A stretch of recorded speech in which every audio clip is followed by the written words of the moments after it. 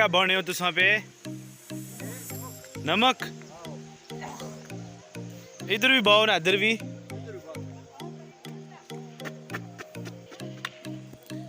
आज जी चत्तर च आए न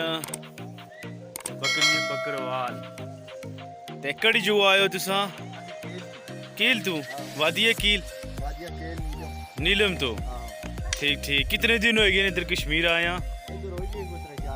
3-4 दड़े ते कड़ी जगह तुसा आए हो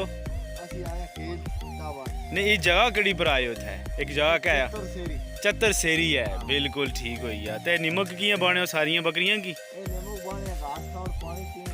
अच्छा उधर उधर भी बाउन फिर इस पर आटे वाले पास है ठीक ठीक हो गया ते कितने दिन रेस हो इधर 3-4 दड़े रेस हो ठीक ठीक है क्या जे लोग नहीं इधर ने शेरी चत्तर ने सही गल बने हो ठीक ठीक थोड़ी देर पहले वो पार आने से पत्थर छत्तर कप्पी का ना की खिलाओ वो अच्छने पेरे मल करो उसने विशकार बकरियां ने ए मल को रिछने ने पे ये आखने ने कि सारे उथे पार पत्थर ने तक कप्पी दा बहुत इना ते कितनियां बकरियां ने सारियां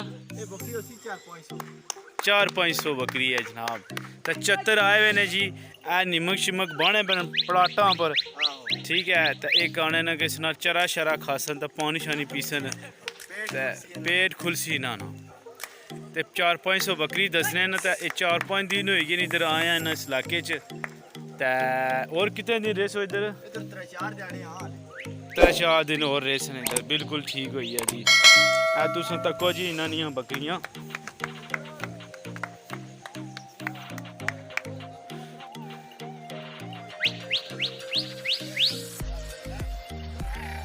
मालिक और आखने जी के साढ़े बूटे उतू छांगो तो ना बकरियां की खिलाओ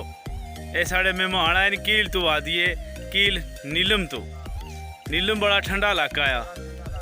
बड़ा लोग उधर जाने फिरने तुरने वास्ते भी कैसी गुच्छी ठीक ठीक तो ऐ सारा इलाका तुम क्या जा लगना आ चत्तर नी बाण है ते पानी शानी पलासे देना की मूड़ी फिर जनाब बैठा ना निमक शिमक पलाटा पर बाया ये गल आखने कि 4 दड़े और इधर रेसा इस तू अग्गे तकरीबन